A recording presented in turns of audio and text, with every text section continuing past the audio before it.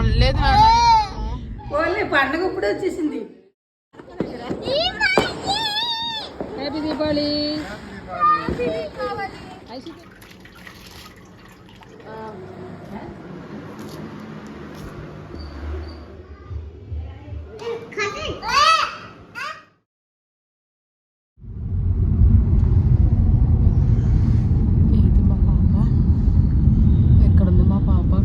అయ్యో కింద కూర్చుంది ఏంట్రో, ఐషు కింద కూర్చున్నావు ఏంట్రా?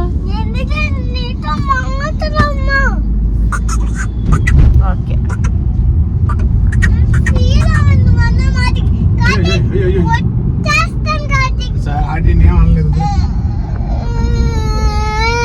అక్కేం అనలేదు,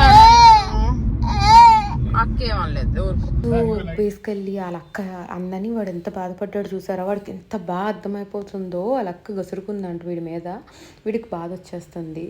ఏమీ లేదు టాపిక్, అసలు డిస్కషన్ ఎక్కడి నుంచి మొదలైందంటే రాజమండ్రి వెళ్దామని అప్పటికప్పుడు డిసైడ్ అయ్యాం మేము.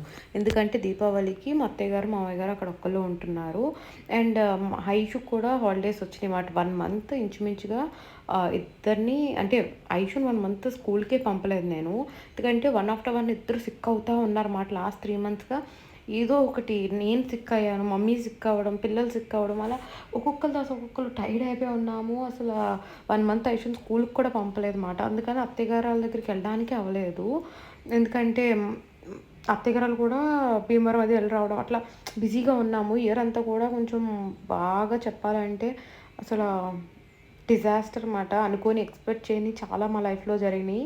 సో చాలా డిస్టర్బ్ అయి ఉన్నమాట అందరం కూడా. అని అత్తయ్య వాళ్ళు కూడా అలాగ డిస్టర్బ్గానే ఉన్నారు. ఎందుకంటే మాకు ఇంకా పిల్లలు, మా పనులు, మాకు ఏదో ఒకలా అయిపోదు. అత్తయ్య వాళ్ళకి ఏంటంటే ఖాళీగా ఉండేప్పటికి వాళ్ళకి చెప్పలేని చాలా డిస్టర్బెన్సెస్ ఉంటాయి మాకు మనసులో. సో దీపావళికి అత్తయ్య గారు ఒక్కళ్ళు ఉంటారు. అదే ఐషుని తీసుకుని వెళ్తే అసలు ఆ ముందు వాళ్ళు ఆ జోన్ నుంచి బయటకు వచ్చి వాళ్ళు ఎంజాయ్ చేస్తారు అనే ఒక ఫీలింగ్తో అప్పటికప్పుడు మేము దీపావళికి అత్తయ్య గారి దగ్గరికి వెళ్ళిపోదామని చెప్పి వాళ్ళకి చెప్పని కూడా చెప్పలేదు, సర్ప్రైజ్గా వెళ్తున్నాం అన్నమాట. అంత సర్ప్రైజ్గా వెళ్ళేప్పుడు మేము సర్ప్రైజ్గా డైపర్ బ్యాగ్ మర్చిపోయి వెళ్ళిపోయామాట.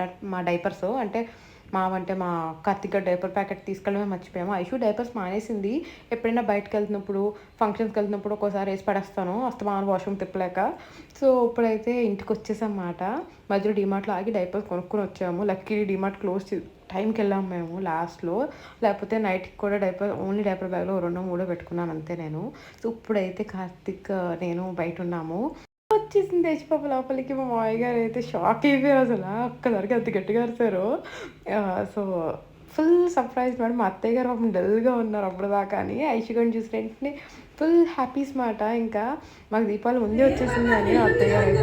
శనివారం ఇప్పుడు వస్తాను నేను. ఓన్లీ పండుగ ఇప్పుడు వచ్చేసింది. కార్తీక్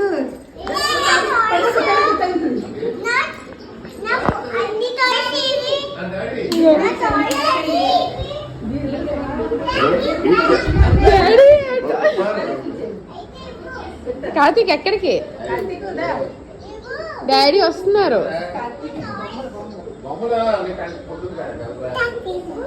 కార్తీక్ కార్తీక్ అయ్యో అయ్యి కార్తీక్ ఏంటిది? ఏంటది? అది ఎవరిది? అక్కదా? అది ఇందాక ఎవరిదని చెప్పు. అది ఎవరిది కార్తీక్? బాబాయిదా? నీకు వచ్చా వర్క్ చేయడం బాబాయ్ లాగా? కార్తీక్ నీకు వచ్చా వర్క్ చేయడం బాబాయ్ లాగా? సో ఇంకా నైట్ వచ్చిన వెంటనే భోంచేసి పడుకున్నాం. నెక్స్ట్ డే మార్నింగ్ దీపావళి అన్నమాట. ఇయర్ అయితే దీపావళి చేసుకునే ప్లాన్స్ అయితే ఏమీ లేవు. బట్ అత్తయ్య గారి దగ్గర ఉంటే అట్లీస్ట్ ఐషుని చూసి వాళ్ళు పండగలాగా ఫీల్ అవుతారు కదా అని అనుకున్నాము. బట్ ఐషుకి దీపావళి అంటే చాలా ఇష్టం. నేను ఇంత ఎక్స్పెక్ట్ చేయలేదు. పొద్దున్నే ఈయన వీళ్ళ ఫ్రెండ్స్ అలా బయటకు ఐషుని తీసుకుని వెళ్ళారు బండి మీద. వాళ్ళందరూ దీపావళి అది కొనుక్కుని ఉంటే మా అమ్మాయి ఫుల్ ఎక్సైట్ అయిపోయింది. నాకు దీపావళి కావాలి, అవి చేయాలి, ఇవి చేయాలి అని చాలా లిస్ట్ చెప్పింది.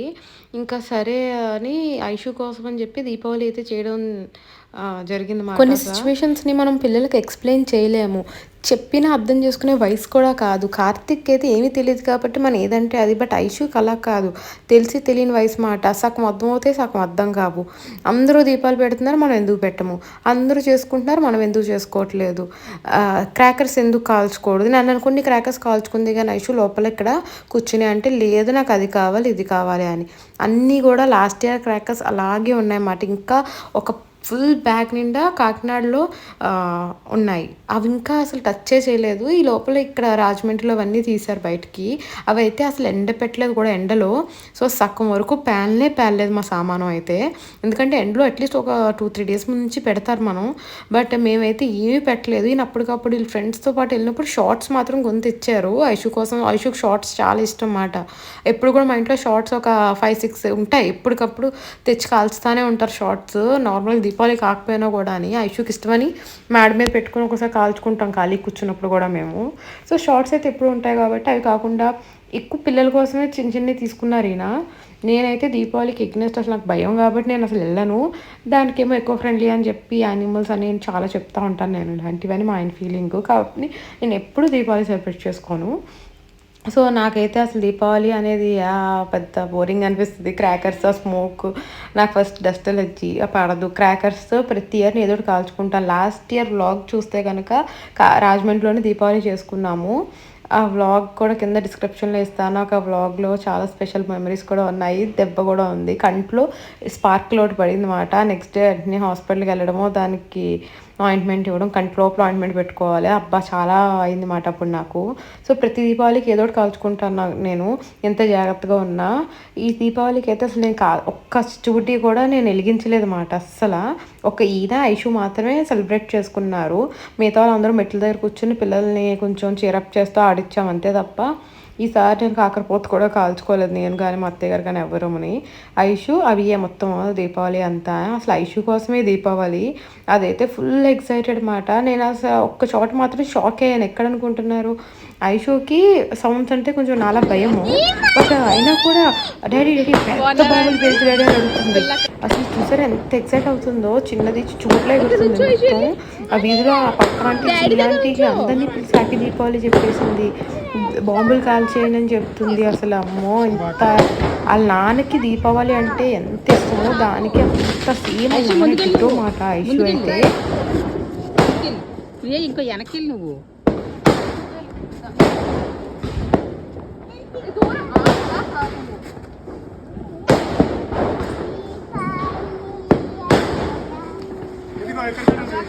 కొంచెం ముందుకెళ్ళండి, మీ దగ్గరికి ఏం రాదు. కొంచెం ముందుకెళ్ళండి కనిపిస్తారు. అది ఇటేపు తిరిగండి అందరూ సారి. అది ఐషు తల్లి ఇలా తిరిగి హ్యాపీ దీపావళి. ఐషు తల్లి ఇటువైపు తిరుగు. ఆ తప్పట్లు కొట్టాడు కార్తీక్. తప్పట్లు హ్యాపీ దీపావళి. నేను అసలు ఎప్పుడు ఎక్స్పెక్ట్ చేయలేదు ఐషు ఎంత ఎక్సైటెడ్ ఉంటుందని దీపావళికి. బాంబులు ముట్టేసుకుంటుంది, నేనే తీసుకెళ్ళిపోతానంటే తీసుకుని బాంబులు చేస్తానంటుంది. అసలు నాకు షాక్ మాట. ఇంకా కార్తీక్ గడ్ అయితే ఇంకేం తెలియదు కదా, వాడు చూస్తున్నాడు. నెక్స్ట్ ఇయర్ బండారు కూడా బయటపడుతుంది. వీడు నా కాపీయా వీళ్ళు నాన్న కాపీయా లేకపోతే ఏంటో ఒరిజినల్ కాపీ ఏంటో నెక్స్ట్ ఇయర్ బయటపడుతుంది అన్నమాట. నాలా కామ్గా లోపల ఉంటాడు దీపావళికి. వాళ్ళ నాన్నలాగా చిచ్చుబుడ్లు మొత్తం అన్ని బాంబులు పేల్చేస్తాడా అని. ఇప్పుడైతే ఈ దీపావళి మొత్తం ఐషుగడిది హడావుడంతా అని. సో దీపావళి నెక్స్ట్ డే అయితే ఇంకా మార్నింగ్ మేము లేసేపటికే లేట్ అయిపోయింది. నైట్ అస్సలు నిద్రలు పట్టలేదు, అలా కూర్చున్నా ఉన్నాం మేము అందరము మాట్లాడుకుంటూ అలాగా. అండ్ మార్నింగ్ బ్రేక్ఫాస్ట్ కూడా పిల్లలకి అలా పెట్టేసి లైట్గా నేనైతే ఏం తినలే, అత్తయ్య గారు నేనుని ఇంకా డైరెక్ట్ లంచ్ చేసేద్దాము అని ఈరోజు దమ్ బిర్యానీ చేస్తున్నాను అనమాట. మా అత్తయ్య గారికి మేము చేసిన దమ్ బిర్యానీ అంటే చాలా ఇష్టము, మా మావయ్య గారికి. అండ్ ఆల్మోస్ట్ నేనైతే కిచెన్లో ఇలా వచ్చి మాకు నచ్చింది చేసి ఆల్మోస్ట్ 10 months అట్లా అయిపోయింది. జనవరి సంక్రాంతి పండగకి నేను రాజమండ్రి వెళ్ళాము, అప్పుడు సెలబ్రేట్ చేసుకున్నాము ఇయర్. సంక్రాంతి తర్వాత ఇప్పటికి వచ్చి మేము ఏ పండుగ సెలబ్రేట్ చేసుకోలేదు, ఏమీ స్పెషల్స్ చేసుకోలేదు. ఏదో నార్మల్గా తింటున్నాము వెళ్తున్నాము అన్నట్టు ఏదో ఉంది తప్ప ఈరోజు దమ్ బిర్యానీ చేస్తున్నాం అన్నమాట. దమ్ బిర్యానీ మా దగ్గర తక్కువ. మామూలుగా అమ్మ వాళ్ళు ఎప్పుడు కూడా పలావులే చేస్తారు కదా! చికెన్ పలావ్ అని అలాగా. బట్ దమ్ బిర్యానీ ఏంటంటే నేను బాగా ఎక్కువ చేసేదాన్ని దమ్ బిర్యానీ. సో, అత్తయ్య గారు అదే అనేవారు, "పిల్లలు మీరున్నప్పుడే దమ్ బిర్యానీలు చేసేవారు. తర్వాత మేము అసలు చేసుకోము ఎప్పుడు" అని చెప్పని అన్నారన్నమాట. అందుకే ఈరోజు దమ్ బిర్యానీ చేస్తున్నాను. సో, ఇది నా స్టైల్‌లో మాట. ఇలా నేనైతే రైస్ కడిగి పక్కన పెట్టేస్తాను. ఎక్కువ వాటర్‌లో నానబెట్టను. ఎందుకంటే ఆ ప్యాకెట్‌కి లేబులింగ్ ఏమి లేదన్నమాట. బాస్మతి రైస్ కొన్నిటికి ఇన్‌స్ట్రక్షన్స్ ఉంటాయి. ఎంతసేపు నానబెట్టండి అని చెప్పి. దాని మీద ఎటువంటి ఇన్‌స్ట్రక్షన్స్ లేవు. డబ్బాలేసి పెట్టారు మా అత్తయ్య గారు. సో, అది ఎంతసేపు నానితే ఏమొద్దు నాకెందుకులే అని చెప్పి కడిగి పక్కన పెట్టేశాను రైస్. అండ్ ఇప్పుడైతే వాటర్ బాగా వేడి ఎక్కాక ఆ టైంలో బిర్యానీ స్పైసెస్, కొత్తిమీర అండ్ పుదీనా యాడ్ చేసుకొని, సాల్ట్, వాటర్‌లోనే ఆయిల్ అలాగే నెయ్యి కూడా వేసుకుంటే ఏంటంటే రైస్ పలుకు పలుకుగా వస్తది. సో, అల్లం వెల్లి, పచ్చిమిర్చి పేస్ట్ కూడా వేశాను. ఇవన్నీ వేసి చక్కగా మరిగిచ్చాక వాటర్ తిరగబడుతున్న టైంలో అప్పుడు నానబెట్టుకున్న రైస్ కూడా అందులో వేసుకొని ఒక 5-10 మినిట్స్ చాలండి బాస్మతి రైస్‌కి. అంతకన్నా ఎక్కువ అక్కర్లేదు. 70% రైస్ కుక్ అయిపోయాక తీసి వాష్ చేసుకొని పక్కన పెట్టేసుకోవాలి. ఇప్పుడైతే ఫ్రైడ్ ఆనియన్స్ వేసానమాట. ఆనియన్స్ బాగా ఫ్రైడ్‌గా అవ్వాలి. అలా అని మొత్తం నల్లగా అయిపోతే బాగోదు. సో, అలా గోల్డెన్ కలర్‌లోంచి బ్లాక్ టర్న్ అవుతున్న టైంలోనే కొంచెం తీసి పక్కన పెట్టేసుకోవాలి. ఫుల్ బ్లాక్ అవ్వనీకండి. నేనైతే కొన్ని బ్లాక్ అవ్వనిచ్చేసాను. ఎందుకంటే అటు పిల్లల్ని ఇటు పరిగెడుతూ ప్లస్ మాట్లాడుకుంటూ చేసాం కదా! చాలా తర్వాత మా అత్తయ్య గారు నేనుని అలా అయిపోయినాయి అవి. బట్ బానే ఉన్నాయి. మరీ ఎక్కువ మాడిపోలేదులెండి నేను చెప్పినట్టు. సో, చికెన్ 2 కింద డివైడ్ చేశాను. ఒకటి ఫ్రై పీస్‌కి, ఒకటి దమ్‌కి. మా వారికి ఫ్రై పీస్ చాలా ఇష్టం మాట. అందుకని ఎలాగో దమ్ రైస్ ఉంది కదా! దాంతో ఫ్రై పీస్ చేద్దాము సెపరేట్‌గా అని అండ్ మేము దమ్ చేసుకుందాము అని. సో, ఫ్రై పీస్ కింద చేసేస్తే తర్వాత బిర్యానీలోకి కూడా ముక్కలు నంచుకొని తిన్నట్లు, లేకపోతే రసం అన్నంలోకి కూడా ఉంటది అని చెప్పి సో, అలా ఆలోచించేసాను. ఈసారి నేను అలా ఎలా చేశాను అనేది మీకు ఇంకో వీడియోలో చూపిస్తాను ఈసారి. సో, ఇప్పుడైతే మ్యారినేట్ చేసిన చికెన్‌ని అంతా కూడాని. ఈ క్లిప్పింగ్ యాక్చువల్లీ రైస్ నేను దమ్ పెట్టకముందు ఫస్ట్ చికెన్ కడిగి పెట్టుకున్నాను అనమాట ఇలాగా. కడిగి పచ్చిమిర్చి, ఫ్రైడ్ ఆనియన్స్ అన్నీ వేసుకొని అల్లం వెల్లి పేస్ట్, ఉప్పు, కారం, గరం మసాలా అలాగే పచ్చిమిర్చి ఇరుగులు అన్నీ వేసుకొని చక్కగా బాగా చికెన్‌కి పట్టేలాగా బాగా కలుపుకొని ఒక 1 అవర్ అయినా మ్యారినేట్ చేసుకోండి. అసలు ఓవర్‌నైట్ మ్యారినేట్ చేస్తే దమ్‌లోకి పీస్ అయితే సాఫ్ట్‌గా అసలు జ్యూసీగా భలే వస్తది. లేకపోతే ఎర్లీ మార్నింగ్ మనకి 6:00 అలా మీట్ తెచ్చారనుకోండి చక్కగా చికెన్. అప్పుడే అలా పెట్టేసుకొని 11:00 అలా మనం బిర్యానీ వేసుకుంటే అప్పుడు కూడా మంచి సాఫ్ట్‌గా జ్యూసీగా భలే ఉంటది పీస్. ఇక్కడైతే నేను 1 అవర్, 1.5 అవర్ అలా పెట్టాను మార్నింగ్ బ్రేక్‌ఫాస్ట్ టైంకి.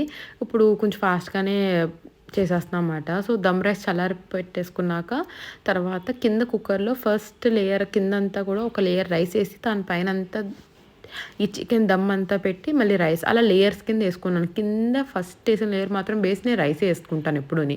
ఎందుకంటే గబుక్కుమని అంటుకుందనుకోండి చికెన్ వేస్ట్ అవ్వదు, రైసే మారుతది అందుకు. సో, తర్వాత ఇందాక నేను బాయిల్ చేసుకున్న వాటర్ ఉంది కదా! రైస్‌ని, బాస్మతి రైస్‌ని.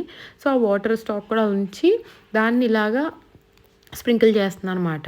ఎందుకంటే రైస్ మనకి 70% కుక్ అవుద్ది.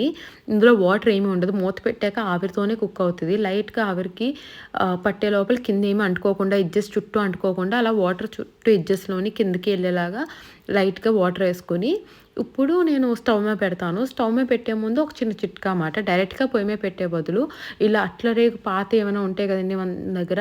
సో, అలాంటి అట్ల రేకు పెట్టి దాని మీద కుక్కర్ పెట్టండి. సో దట్ మనకి డబుల్ లేయర్ మందపాటి గిన్నె కింద అవుతది. అందరి దగ్గర మందపాటి గిన్నెలు ఉండవు. ఉన్నా కూడా తక్కువ రైస్ ఇలా తక్కువగా వండుకోవాలనుకున్నప్పుడు అంత పెద్ద అండీల్లో వండలేం కదా! సో, నేనైతే కుక్కర్‌లో వండుతున్నాను.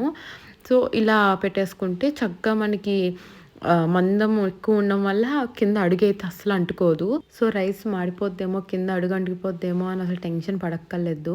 సో, ఇలా ఒక 15 మినిట్స్ మీడియం టు హై ఫ్లేమ్‌లో పెట్టుకొని చక్కగా స్టీమ్ అయ్యాక మూత తీస్తే అబ్బా! వాసనకే కడుపు నిండిపోతది. నార్మల్‌గా అయితే నేను దమ్ మూకిడిలో పెద్ద అండీలో పెట్టినప్పుడైతే చుట్టూ చపాతీ పిండి కలిపి ఉప్పు లేకుండా చపాతీ పిండి కలిపేసి దాన్ని చుట్టూ పెడతామాట సీల్ చేయడానికి స్టీమ్ బయటికి పోకుండా. ఇక్కడైతే చిన్నది కుక్కర్ విజిలే కాబట్టి ఏదో ఒక పేపర్ అలా పెట్టేస్తే సరిపోద్ది మనం గట్టిగా ఒక నాట్ ఏసినట్టు. సో, ఇప్పుడైతే అదిగోండి దమ్ బిర్యానీ చక్కగా కుక్ అయింది. ఇంకా చెప్పాలంటే రైస్ ఇంకొంచెం మెత్తగా అయింది. నార్మల్గా అయితే చాలా పలుకు పలుకుగా రావాలి కదా. నేను చెప్పాను కదా బాస్మతి రైస్ ఇది ఇన్స్ట్రక్షన్స్ లేవు. పేపర్ మా అత్తయ్య గారు మా కవర్లో తీసి మామూలు ఒక డబ్బాలో వేసేసారు. ఈ మధ్యన అసలు వండి కూడా చాలా అయిపోయింది, అది ఏ కంపెనీతో కూడా గుర్తుకులేదు అన్నారు. సో నాకు రైస్ కొలత దగ్గరే కొంచెం తేడా అనిపించింది. సో బిర్యానీ అయితే చాలా బాగా వచ్చింది, టేస్ట్ అది చాలా బాగా కుదిరింది. సో మీరు కూడా ట్రై చేయండి, ఎలా వచ్చిందో నాకు చెప్పండి. ఈసారి ఫ్రై పీస్ కూడా ఇలా దమ్తో పాటుగానే ఫ్రై పీస్ చాలా ఈజీగా చేసుకునే మెథడ్ కూడా నేను తర్వాత చూపిస్తాను. ఇది ఫ్రై పీస్ మాట మా వారి కోసం నేను చేసింది. సో కార్తిక్ కూడా మేము ఎప్పుడు అన్నం తిన్నా పక్కన ప్లేట్ పెడితే అలా 4 మెతుకులు కలుపుతూ ఉంటాడు తింటా.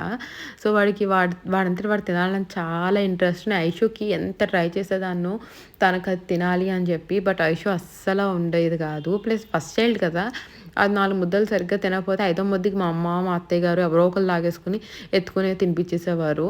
వీడి దగ్గరికి వచ్చేప్పటికి అందరికీ కూడా నీరసాలు వచ్చినాయి అండ్ తెలిసి వచ్చింది వీళ్ళకి ఇలా కాదు అని చెప్పి. నన్ను కొంచెం వీడి దగ్గర నన్ను ట్రై చేయనిస్తారన్నమాట. ఫస్ట్ వాడిని అలా ట్రై చేయని అమ్మా అని. ఆల్రెడీ కార్తీక్ అన్నం అయితే అయిపోయింది, బట్ సెకండ్ టైం వాళ్ళ డాడీతో మాట ఆయన ఆల్మోస్ట్ 3:30 వచ్చి ఫోన్ చేస్తున్నారు ఇప్పుడు. సో ఈరోజు నా బిర్యానీ ఆయనకి ఫ్రై పీసే బాగా నచ్చిందంట, దమ్ కానీ. ఎందుకంటే దమ్ నేను చెప్పాను కదా కొద్దిగా లైట్గా రైస్ ఓవర్ కుక్ అయినట్టు అనిపించింది అని చెప్పి. సో ఇదైతే మా దీపావళి వ్లాగ్ మాట. ఆల్మోస్ట్ 1 మంత్ తర్వాత దీపావళి అయిన 1 మంత్కి నేను పోస్ట్ చేస్తున్నట్టున్నాను.